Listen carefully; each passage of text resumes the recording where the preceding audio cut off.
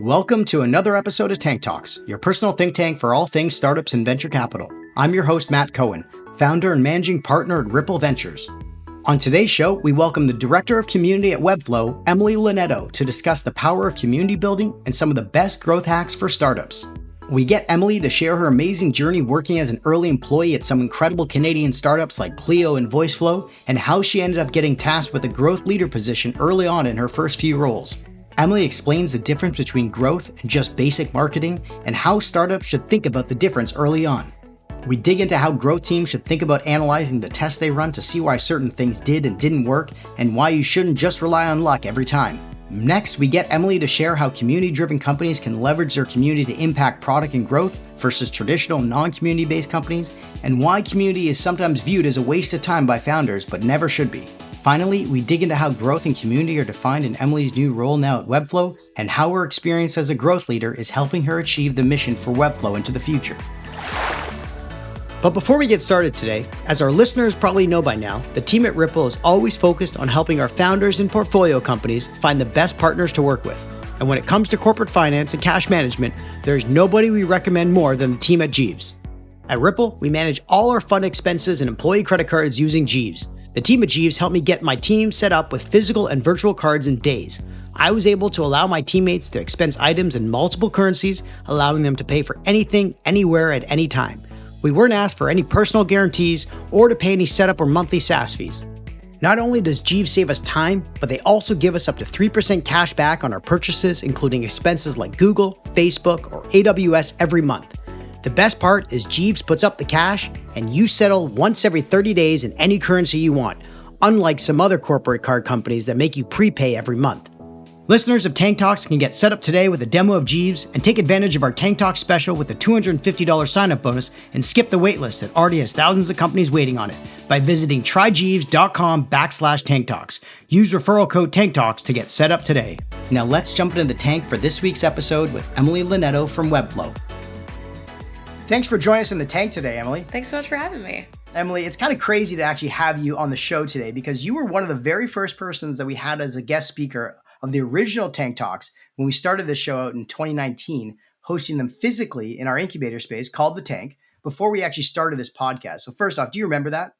Oh my gosh, yeah, 100%. It was pretty crazy. That's how this all started. But you were also the reason why we even got started with the podcast because of how impactful that Tank Talk was that you gave to our founders and our portfolio companies. You know, you talked about growth hacks and, how startups can and should think about growth at the early stage.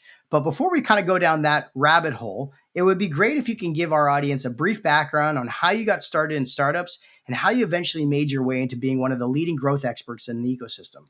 Awesome. Well, yeah, I think like many of us that end up in startups, it's an unconventional, nonlinear path.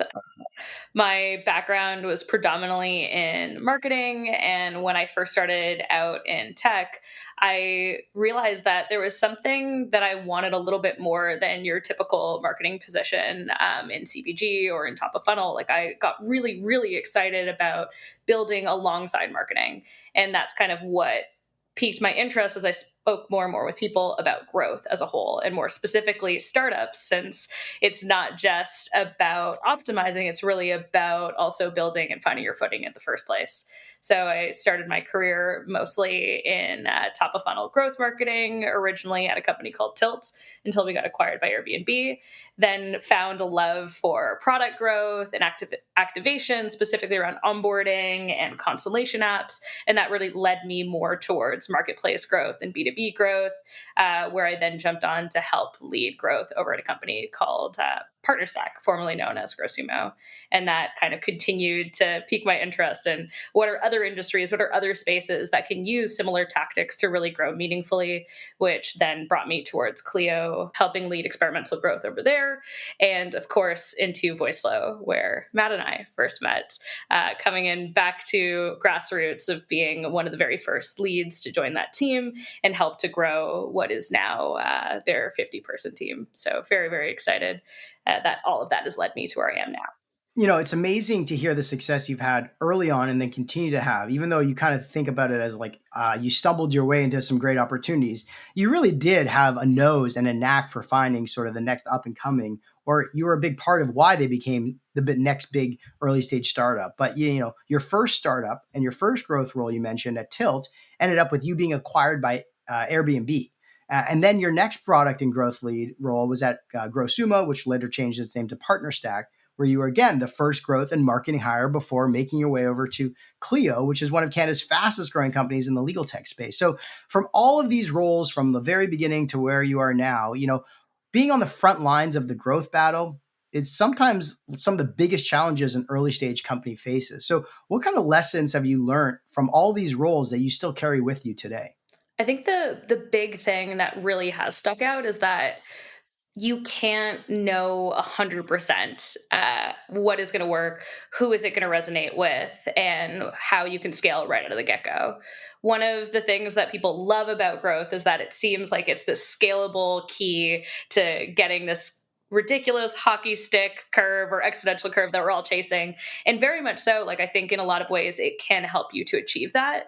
But the truth is that in order to get there, in order to kind of keep yourself sharp, to keep your team humble, you have to still really, really focus on completing the whole picture with things that don't scale, or still reminding yourself to connect with customers on a regular basis. It's interesting. A lot of people in growth say that there is no playbook. And a lot of people in marketing say, well, there actually is a playbook. And it's very confusing. And people associate, growth and marketing as the same thing, which I know is completely not.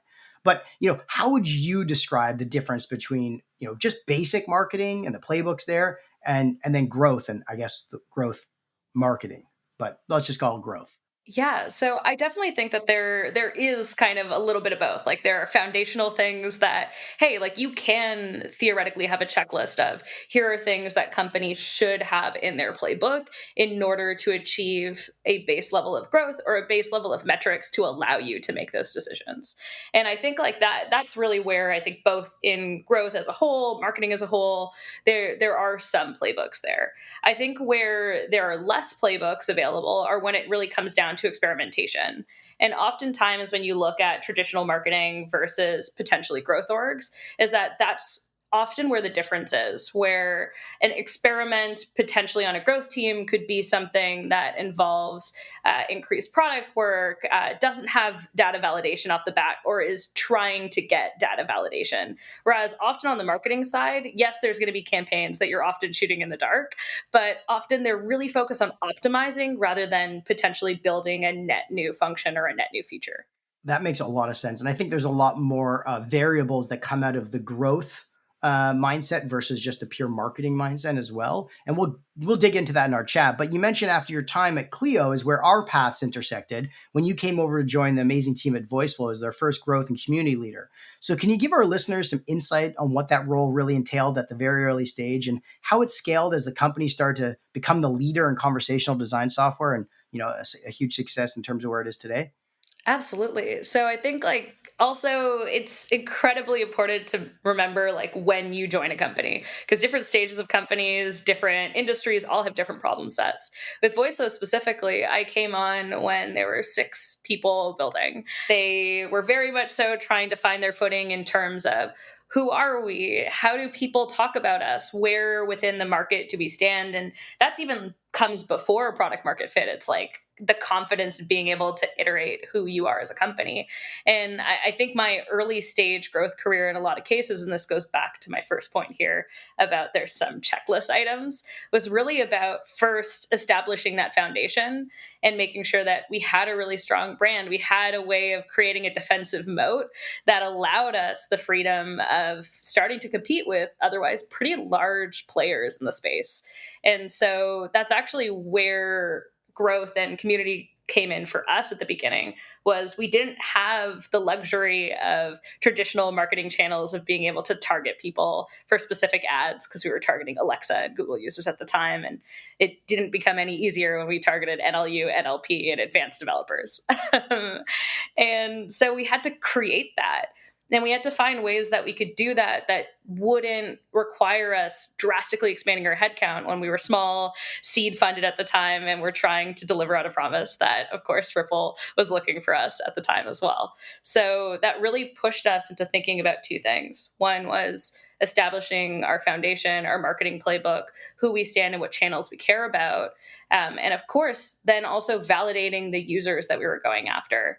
And we did that by actually creating a honeypot, which became our first community for Voiceflow. And that was creating a space for people who are interested in designing and developing for voice to come in and have conversations. And that helped us get access to invaluable resources for product development, increased marketing messaging, and also just testing that your traditional startup without that honeypot wouldn't be able to get.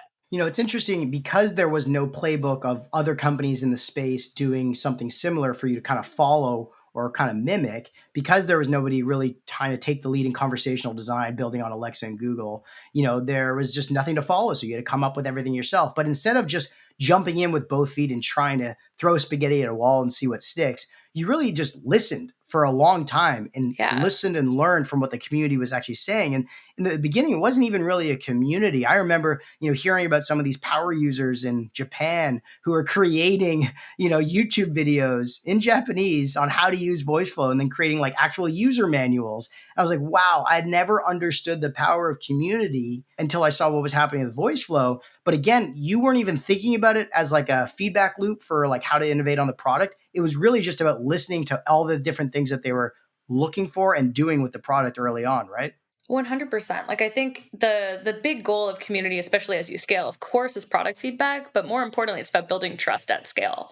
It's really about trying to build a better connection that's outside of the product walls itself, because the people that use your product are going to be in hundreds of more conversations than you ever will be talking about your product. And you want them to advocate for you. You want them to have strong stories, strong connections, because that's what's going to ultimately build a much more genuine and much more defensive user base that helps you in the long term. Absolutely. So let's dig into the topic today, which is community building and growth hacks for startups. So to bring it all the way back to the beginning, like what the fuck is growth and why should people even care about it? Yeah. So, I mean, I think in a lot of cases, everybody to some degree does care about growth. And if not, you're, what, kudos to you. Maybe you're working on something else. I would love to hear about it. But I do think that the big thing about growth is really about finding both scalable ways that you're going to be able to take your company to new heights, but more importantly, also reinforcing natural and organic ways that people can grow. I think for a long time, there's been back and forth and lots of discussions around growth is this quick fix. It's a quick way of getting an easy buck or getting hundreds of thousands of new users, when in the reality of it, it's a balancing act. And I think in a lot of cases, when startups or any line of company starts to think about growth meaningfully, they become experts at balancing that. Experts at understanding their resources, playing strategically based on what they have, and experts at focusing. Because otherwise, you are going to be shooting out in the dark. And the people that are fantastic at growth are the ones that have a lot of diligence on understanding what resources they have at play and understanding how to best actually equip their team with them. It's also about not chasing like the wrong signals too, because 100%. I think a lot of people kind of in marketing are kind of thinking like, oh, like there's this like clear ROI down this path for, generating more revenue or more users, whatever your, KPI OKRs are. But sometimes that isn't sustainable. And therefore you have this short blip because that was the signal you were listening to. But with growth, it feels like it's a longer horizon on how to build sustainable, repeatable, and like multifaceted, benefits for the company, not just sort of like one KPI for one part of the organization. That's the way I kind of think about it. Would you agree?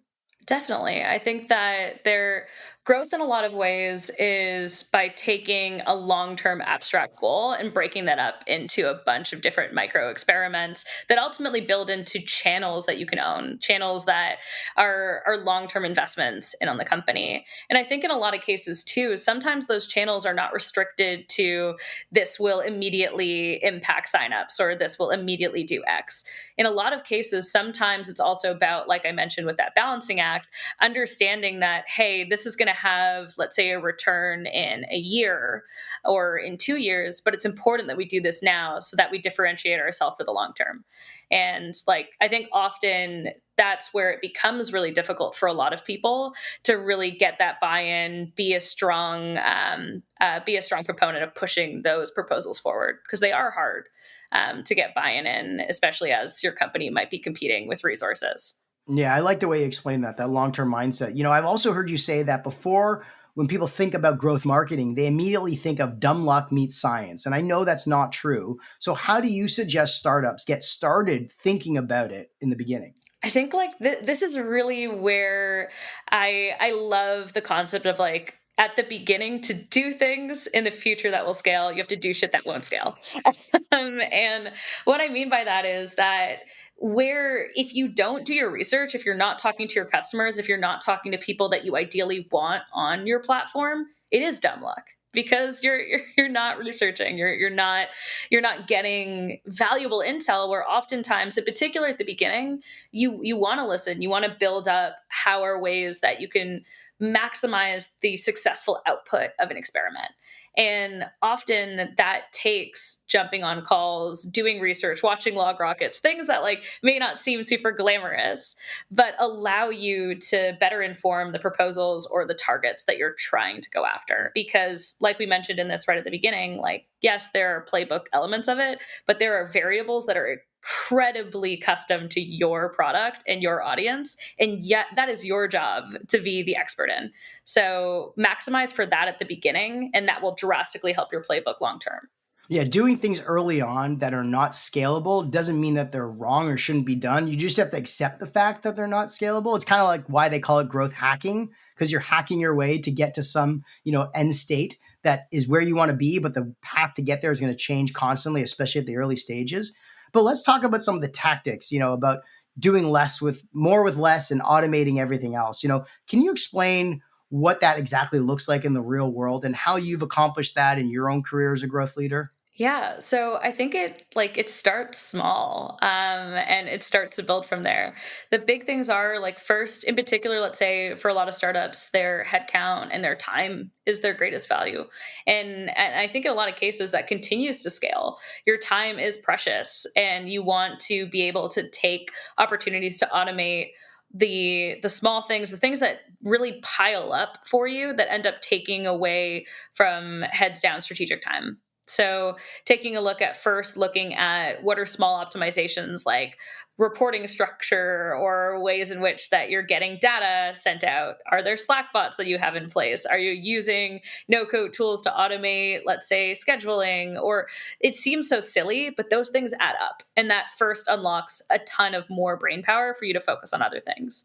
I think more foundationally, however, it's about also taking a look at what are the tools that are going to help you accomplish the growth that you're looking for in your channels. So, taking a look, let's say, really early stage, you want to see what are easy ways that you can implement and own data, ways that you can update your assets and make sure that they reach the right people. So, let's say, making sure you have good tooling for marketing site updates or a good CMS, and also taking a look at making sure you're investing in your knowledge for your team so that they also feel empowered to get access or to use tools that they can easily go in and be able to ship with. Because if you're building your company in a way where everything has to be a PR, everything has to go through dev, especially early stage, you're not going to have the velocity that you need to be able to ship and test as quickly as you need to. Yeah, absolutely. I mean, decision velocity in all parts of an early stage startup are the most important things that we bet on. So in the early stages, it's all about product velocity. And the sort of later seed stage, it's all about like kind of go to market velocity. And then, with, what you're working on in the growth role, it's all about how can you get more growth test out there. And by, investing in those tools early allows you to scale faster, right? So we have a portfolio company like Marpipe that allows you to do variable testing on, marketing design automation. So there's a lot of tools out there now that I'm sure was not around when you started off early on in your growth career that now you wish you did have back then, but you do have now, and other startups should take advantage of that, right? 100%. And I think like I regularly talk about this concept of like building a growth tech stack. And I even, whenever I do conversations about it, whenever I talk to teams about, oh, what is my growth tech stack versus what is like, what are their options out there? Like the truth is that there are so many incredible tools in the no code and low code space that are enabling non technical founders, teams, marketers, growth people, whatever it may be, to accomplish things that historically have not been possible. And they're becoming more sophisticated to the way where like I still regularly swap out things in my tech stack where if something's going to help me reach a goal faster and that's going to help the business that I'm working on hit its goals faster, yeah, like let's do it, let's play with those. And being in a growth mindset allows you that freedom to ideally be able to test out things like that too. Give me an example of some of the hot tools that you're excited about using right now. Oh my goodness. I mean, okay, so Retool, fantastic one that I've been playing around more and more about. This is like a good example, like I mentioned, about automating your own time and making things easier for you and your team. Retool is 100% focused on building tools like that for your teams. Other ones are like, I'm just more and more excited about cloud and collaboration, that becoming more and more of a function. Since historically, there's been a lot of tools, like I was Adobe Sketch diehard for a very, very long time, and seeing the transition for a lot of creator or maker tools go into collaboration is automatically unlocking so much more, not just for like isolated building, but for team buy-in and for building together. So tools like Figma or tools that allow branching on top of tools that are historically one player are also very, very exciting. And also, it allows you, especially if you're working at like a software startup, to understand how you should be thinking about somewhat copying some of those ideas of collaboration and creativity in your own product. Like Voiceflow did early on, thinking about the way that Figma had built out their own collaboration framework as well. Correct? 100%. Like collaboration opens up brand new growth loops for so many different products. And I think in a lot of cases for companies that, let's say, cater to more of a single player experience, like you can accomplish multiplayer through, yes, collaboration builds, but also through community or also through surfacing and through your content. Like this is a fantastic example of even what you at Ripple are doing with Tank Talks. Like this is an example of expanding beyond just the content that they would have in their internal system. So the more and more that we open up our minds to how do we build what I like to deem like the whole product, not just what happens from login to log out, is like that's really what people are buying into and expecting from SaaS nowadays. It's not just their isolated experience in their logged in session. Yeah, it really comes down to that long-term mindset of like thinking about what your users are doing on and off the platform all the time, which is important. So, like, let's double click on some of these tests that people run. Like, how should growth teams think about analyzing the tests that they're running to see why certain things are working and not working, and how to make sure that you're not just relying on luck every time? Yeah, so I think it really comes down to being really diligent about setting up a framework, whether it is, okay, here's your one page hypothesis, and making sure we're all speaking in a way where you can do some comparison to apples, but also being really diligent about review. I think in a lot of cases, people also in growth have a tendency to be shiny objects persons or people, myself included. Like it's always more fun to look at something that is more exciting and new. But sometimes, like the most successful growth experiments are the ones that are not outwardly sexy. They're the ones where you're solving a really, really hard problem. And it's going to take several different tests to understand what is causing that problem in the first place. So having a really good review cycle and celebrating the losses as much as the wins as a startup is so important. In order to unlock the ability to do experiments, you as a team need to be accepting of what are the things that we've learned when things don't always work out. And the reality is, most startups feel that deeply. And it's an attractive thing for people who are working on startups to also feel like they have the opportunity to share. Yeah, it's exactly like how a product team should think about, their core ICP and also their non-core ICP, or their positive buyer persona, or their negative buyer persona. What are the opposites of what you're trying to target, so that if you ever come across something that may look like the opposite of what you want, you don't go after it. And so you have to learn from all those tests that you're running. Again, by focusing on not just the positive outcomes, like everyone wants to, but also a lot of the negatives, which will be a lot of them probably early on while you're figuring out your process. Correct? 100%. And I think A big mistake that a lot of people make right at the get-go with startups is like no one gets into a startup because they don't fully believe in their product and they don't fully see this incredible long-term capability of serving ideally everyone. I'm sure you've heard it a million times. They're like, I'm building X for everyone. The truth is, in order to get to that long-term building a tool that can help virtually anyone in the world, it actually starts with focus on who is your first or early adopter audience. So what is your early ICP? And it's also okay to understand that that ICP is going to mature, it's going to evolve, and there are ways in which that you're going to want to think about also in those review periods, like when have you hit a point in a maturity in your company that it's also okay to say no to customers, which I think is also like a controversial take when you think about growth, but often shutting down some of let's say customer bases or different features that no longer suit the future of the company are also hard decisions that contribute to long-term success. Yeah, that's definitely one we should save for another podcast because a lot of companies go through that struggle. It's a hard decision to make, but oftentimes the right one when you start to narrow down your focus from where you started off with the product. But I think we've understood the fact that growth sits in the middle of sales and product and marketing, but we haven't really touched on how community building intersects with all of those areas in your company. So, how, in your mind, have you kind of evolved as a community builder in your own career and thinking about how community can intersect across the entire company?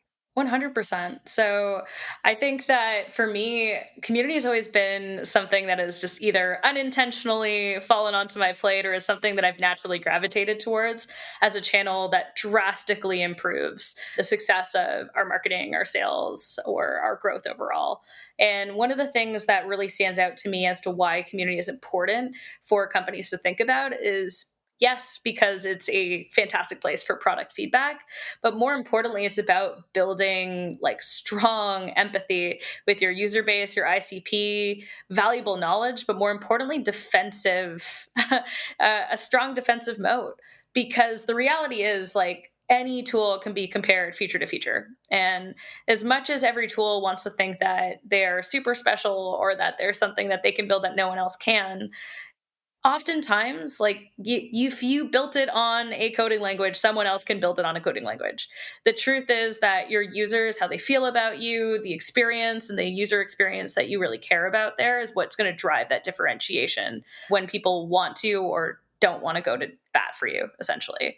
And community is a fantastic way of really productizing the voice of the customer, of driving that back towards or testing sales messaging out in the wild before it goes into their scripts, to partnering up and creating fantastic customer testimonial loops and more ways that you can get increased testing, beta users, things like that for product. And of course, with marketing, it allows also as an incredible source for distribution, go to market messaging, and of course, even swarming. Since you see, let's say, very strong examples even at Tilt when we launch things, we would always pre-launch things to our community and have them all queue up to go talk about it on the exact same day. And it was almost always a viral success because of that. And we would never have been able to do that with paid. Yeah, like a focus group, just like the way like Tinder would also do these like launches at different universities or drops, whatever. There's all these successes of how communities can be a place of innovation, but also a place for unbelievable growth. But they're not always successful. I mean, you've worked at some very successful companies that have successfully launched great communities like Clio and Voiceflow. But what lessons have you learned early on of things that don't usually work out when building a community? So I think a big thing for community is like, yes, it's a super hot topic. Everybody wants a community in the same way that everyone's like, yes, we want growth, we want all of these things.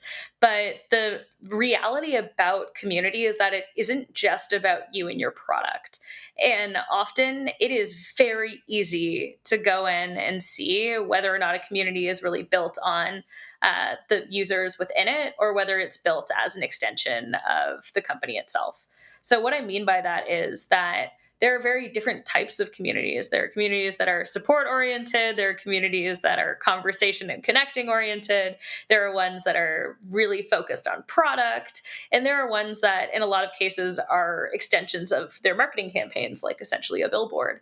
And I think often cases of really strong communities really boil down to a few things. One is it's not a side desk job. So if you want to start a community, you better damn be sure that you have resources to make sure that there's someone there to respond, someone there to set the habit, someone there to be the host. Because it's very similar to hosting people over your house. It's one thing to invite them there, but you should be there to make sure that they have a good time. The second thing is making sure that it's not just a one-way conversation, that you're building habits, that it's really more about a healthy ratio of them talking and you occasionally popping in with things every now and again. This isn't about you just having another marketing channel or another way to blast people. And then lastly, it's also about making sure that you are also bringing that back and advocating for the community in a regular way within your team. So, in order to continue to secure resources, it's also important that you productize how you capture information from there. What are the metrics that you start to see getting pushed or opportunities to test within that community? In more and more ways that it becomes more ingrained in your typical funnels of development. Yeah, I love that analogy. Like, don't have a house party and don't show up, like, and have everyone just party in your house without you there. You wouldn't want to do that with a community that you're not, monitoring, engaging with, having two-way conversations with. That's a really good point. A lot of people think they just sort of happen organically and they succeed organically, which is not the case. You need to have people a part of it, managing it and curating it, which is important. What examples of communities have you looked up to, or like ones that you're just like so fond of that you wish you were, the one who created them or managed them? Yeah, I mean, there are a ton. Like I think for a really good example of like a productized community, I think like Figma's done a fantastic job at really just making sure that it's bent directly into their product experience, that their plugin developers are the people that build on top of Webflow. I'm not Webflow, that as well. Figma is very much so celebrated. I mean, I did have a little bit of a Freudian slip there, but I did have a ton of love and appreciation for the community at Webflow before I joined. Yeah, we'll get into how community is a part of Webflow for sure. Don't you worry. Yeah. I think like I mean definitely shout out to Webflow and their community because that's often actually the very first community that I was a part of really. When I was a solo marketer building and like hitting my head on the desk trying to figure out how do I build a website that doesn't look like a Squarespace template for a real company. And I think like that's also incredibly important. Like theirs is very built on skill sharing. But I think other ones that really come to mind are like Alpha is like a fantastic one. It's like specifically for female leaders in tech. It started off as a small group of those that were involved with YC and has like expanded into like a fantastic network of folks that we're brought together not by a product, but by us trying to grow together. And I think like that's also something that's really exciting about community is that you could be working on a product, but you could have a community that's built on the problem that you solve, not your product specifically. And like Lattice's community is like a good example of that. They have one for like people leaders as an example. Yeah, that makes sense. I mean, how many Slack or Discord channels have you been invited to of some type of community that have just totally gone dead after like a month or so of being a part of them? It takes a lot of work and people need to recognize that. So kudos to the ones out there like Webflows and Figmas and Voiceflows that have done a great job curating them. But talking about some of the impacts that community can have on the company. You mentioned this before, but let's dig into this a bit. Like, how can community-driven companies leverage those communities to impact product and growth versus some of the traditional non-community based companies out there? Yeah, absolutely. So I think there's a bunch of different examples, like specifically around like I mentioned with having strong programming for like voice of customer, with it driving back and you actually leading and sharing reports with your product team, or even enlisting members of your community to be part of exclusive beta programs, to be focus groups, to build a community council. Like there are so many ways that you can really programatize it and make them not only feel heard, but also like really, really empower them to be part of your development and what the company cares about. I think as well, like a good example that even we test at Webflow is like we have several layers of betas that we go through, ones of which that make sense for us to launch fully out in the wild, ones that are super small and we need early feedback, or ones that like we really want to build alongside with our community. And often every time that we're trying to do that validation, it always starts with, okay, yes, here's a problem that we may have received from a wish list or from a request from a customer, but let's go and find people that we can actually talk to and build this with.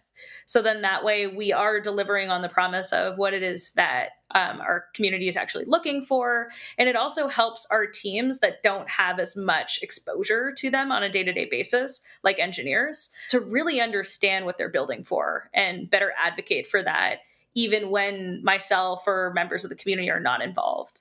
That makes a lot of sense. I mean, you've covered off a lot of the reasons why community is such an important thing. But oftentimes, like ourselves, talk to early stage founders about the need for community, the power of it, and how it's important towards growth and all the things you mentioned. But they often have a tough time seeing the immediate ROI to the business. And it's a struggle for us, and I'm sure a lot of people out there, to convince these early stage founders to invest in community. Look at Webflow, where you are, Figma, Airbnb, so many companies that have such powerful communities are incredible successes, and the ROIs are obviously massive for them, but they're already far ahead from where the early stage startups are thinking about it. So, how Yeah. would you explain to an early stage founder the power of community and when is the right time to start thinking about it and investing in it if it's not easy for them to understand? Sure. So I think like the big misconception there too is like you don't need a lot of investment in order to have a really strong community. Also, community, like it's so easy to look at companies like Webflow, like Figma, like Voiceflow even, like and look at, oh, how did they get there? Cool. Like they have all these things going. We need all of those things to get started. Absolutely not. Like it starts on like start small. It could be as simple as start a community of beta testers. Who are your power users? Get them in a group together, use them as a way to get closer with the product. The immediate ROI of that is, hey, you're testing it out, but they're literally your power users. Like it's a way of you getting increased feedback loops and a tightened product development cycle. And that's going to be huge for a company. So that's like one example of trying to go through that, or taking a look even as starting a community often like doesn't need to start off with you literally hosting something or you literally being the place that they go. Sometimes like getting involved in community can be you starting up your presence elsewhere and taking a look at where do your customers already live, how can you now participate and have a wider spread within those user bases. Like a good example, like really early on with Voiceflow was like Facebook was where a lot of people were talking about it because we originally were targeting parents that were building for children's stories on Alexa and Google. So where do they live? Facebook. Naturally, let's go to Facebook because it's not going to take a lot of resources for us to get them there. And that changes no matter what type of tool you're on. With Webflow, it was forums. With Airbnb, it was Craigslist. Like there are so many different places that I think people also lose sight of sometimes when they think they have to own it right out of the get go. Yeah, that's amazing advice. I was going to bring up the actual voice flow example of where, they had to, insert themselves into the voice community on Facebook without actually selling anything. And eventually had to acquire it and take over the actual community because they were such a huge component of the conversation. But also, yeah, it doesn't need to be a huge, significant dollar investment, like the way Airbnb had to get into Craigslist and Webflow was getting into, chat channels and stuff for them to share what people were doing with it. So I like that. I think the hard thing for some founders is they just don't necessarily know where to start. And your advice basically is start small, go with your, beta testers, design partners, put them together in a room, get them going, and you'll be surprised at what happens. I mean, look at us with our Ripple X fellowship program. It started with just 7 students in the first cohort, and now it's over 1,000 and growing, massive online community and people meeting up in real life and building great companies together. So just get started and then start putting the guardrails around it once you've got something cooking. But I appreciate you sharing that advice with us. One question I had for you is how is growth and community defined in your role now at Webflow? And how are you trying to leverage your experience as a growth leader and combine it with the mission of Webflow to achieve success? Absolutely. So I think Webflow is a fantastic example of a product-led org that has been built with community in mind. Like they have been around for a decade, have very much so been a huge proponent in not only establishing like no code as a community, but also just empowering web designers to become developers. And I think very much so a lot of that success is around the emotion of empowering everyone to build for the web. And in a lot of cases, like our community isn't 100% always about, okay, here's like what I'm doing on Webflow. It's about helping each other. It's about that empowerment mission.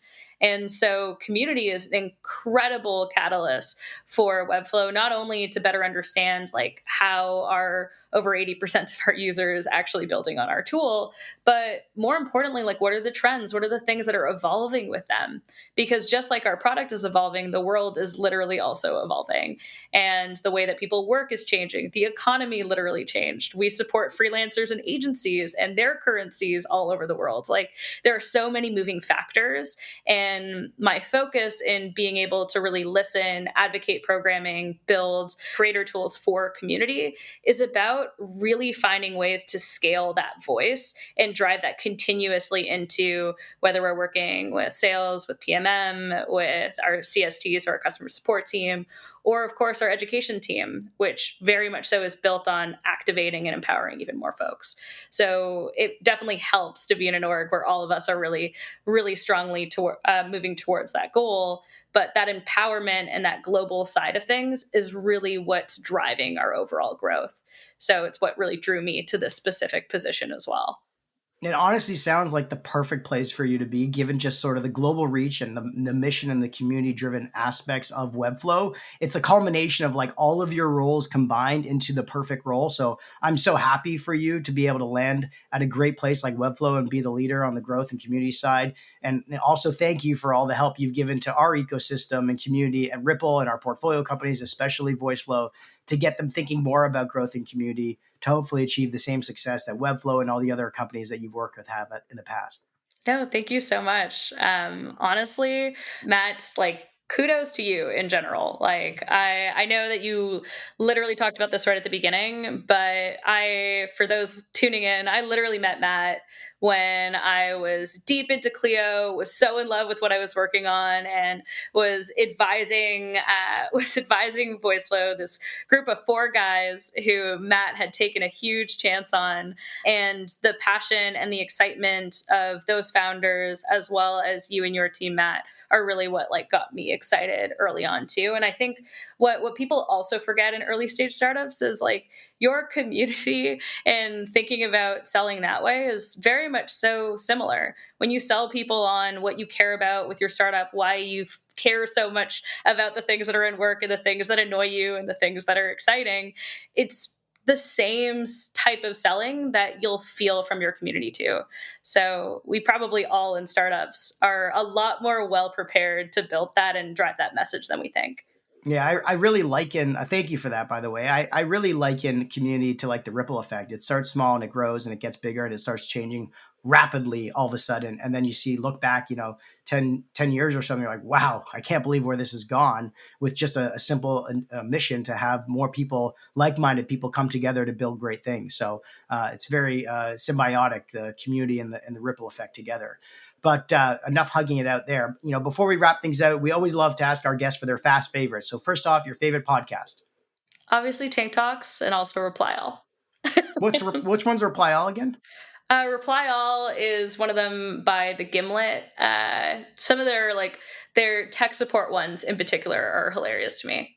Okay, I'd love that. Check that out. Next, your favorite newsletter or blog. Lenny Rachitsky's newsletter in particular for those that are looking for growth tips. Awesome. Amazing one. Favorite tech gadget? Probably my new iPhone. The 14? Which one are you on? 14 Pro. Oh, the image quality is just unbelievable. Somehow it keeps getting better every time, eh? I feel like a cinematographer now. You are. Favorite new trend? Probably the comeback of emo and alternative music. Oh, come on. Are you serious? Yeah. Early 2000s, Emily is stoked. Yeah. The big platform shoes, like the choker necklaces, like that kind of stuff? Maybe not the fashion, but Okay. the music specifically. Fine. The music, yes, not the fashion. Your favorite book? Moonwalking with Einstein. What's that about? It is a true story based off of a journalist that went to go cover the Memory Olympics and ended up a year later learning from all the people that participated and winning it himself. It's really, really cool. True story? True story. Very cool. That is super cool. Got to be a movie made of that for sure. I hope so. Honestly, I would watch it. That's cool. And last but not least, your favorite life lesson? That change is made up of dozens of small iterations. And often, when we're scared of change as people, breaking things up into small pivots can often lead to massive change overall. Oh, I love that one. That's like my father-in-law says, how do you eat an elephant? How do you eat an elephant? One bite at a time. That's how it's done. And thank you so much to the OG of Tank Talks who got it all started from the beginning, Emily Lonetto, Director of Community at Webflow. Thank you so much.